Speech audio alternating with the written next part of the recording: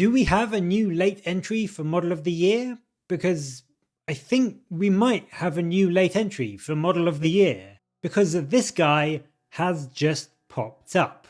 Straight out of the insane, crazed, mind-addled swarms of the Flesh-Eater courts in all of their noble glory, he is here. And he is here to bring peace, justice, freedom and security to his new empire. The Honourable Grand Justice Gormayne, he's here to protect the innocent, the helpless, the in need, the most vulnerable civilians of the Flesh-Eater courts. And this model is just hilarious. I love it. I can't get enough of it. I think he is brilliant. He's fantastic. He is called, as I said, Grand Justice Gormayne, and he basically safeguards the rules, regulations and borders of the Flesh-Eater court lands. He is just genuinely one of the most accurate, on point, well-designed models I think GW have ever done. Because lore-wise, the Flesh-Eater courts are basically just mad. They are just utterly mad. They think of themselves as noble knights and heroes and questing heroes, and they go off and save the world and, protect honour and chivalry. And so it goes without saying, really, that one of them at least would essentially take up the mantle of basically a judge. And he really, really goes all in on it. He's got the Gavel to bring order to the court, which is made up very nicely of 2 skulls. He's got his book of proclamations and laws, which is suitably torn and looks like it's written in blood. And then, of course, no judge worth their salt would be seen dead or alive without their wig. And he wears his with pride.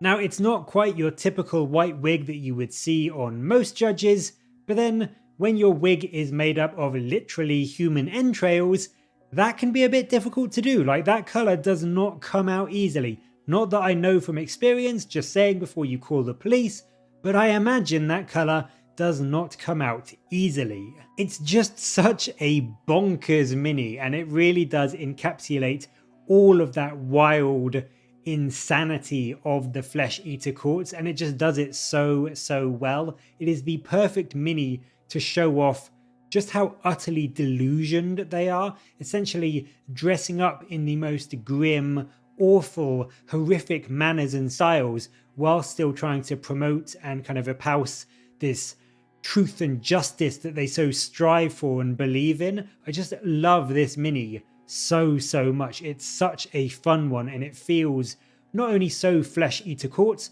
but also so Age of Sigmar to me. And what I mean by that is it hits all of those notes of being slightly more out there and zany fantasy compared to something like Warhammer Fantasy, but it still does have all of those cool original Warhammer stylings. Like, despite the craziness and out of the worldness of this mini, it is still 100% grim dark. Like, this mini is a dark, evil, kind of twisted miniature. He's wearing a wig of intestines. I mean, does it get any more disgusting than that? Because I really don't think it does. I don't think we've seen such an overt mini that looks so kind of disgusting and unclean and just horrible than this one. The only one I can think of off the top of my head is the Slaneshi Herald that had the guy with the gut strings as her harp. But this and that mini, just, they are so grim dark, but they have that level of AOS zaniness and kind of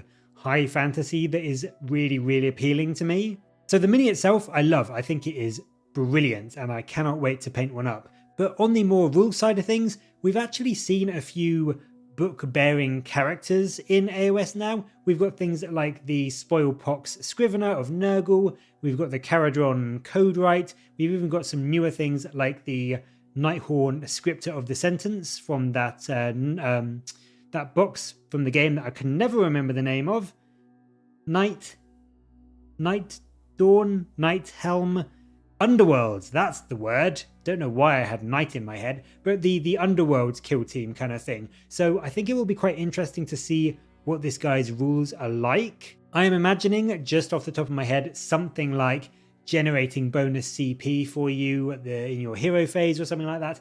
Maybe some kind of debuff on enemies depending on what law they've broken that you could choose in your hero phase or something, or maybe something like the Code Right, where it gives you some bonus action or a heroic action that you can do to generate some new buff or ability based on the new Flesh Eater Court battle traits, whatever they may be when we find those out. So I think he's going to be really interesting rules-wise, and potentially quite a good way to give some nice buffs or debuffs to either yourself or your opponent.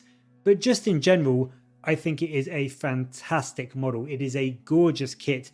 It really does tie in with the rest of the Flesh Eater Court line and also their lore, and so I cannot wait to see the rest of the range when it finally gets officially shown off, and also get to see some of their rules when their new battle tome does come out. And I think the final thing to say on that is that there is another little tease at the end of the article that makes me think we are going to be getting a big wave of Flesh Eater Court's news very, very soon, because it does say that at the upcoming preview, which is happening on the 17th and 18th of November, the date of the Great Feast is drawing near.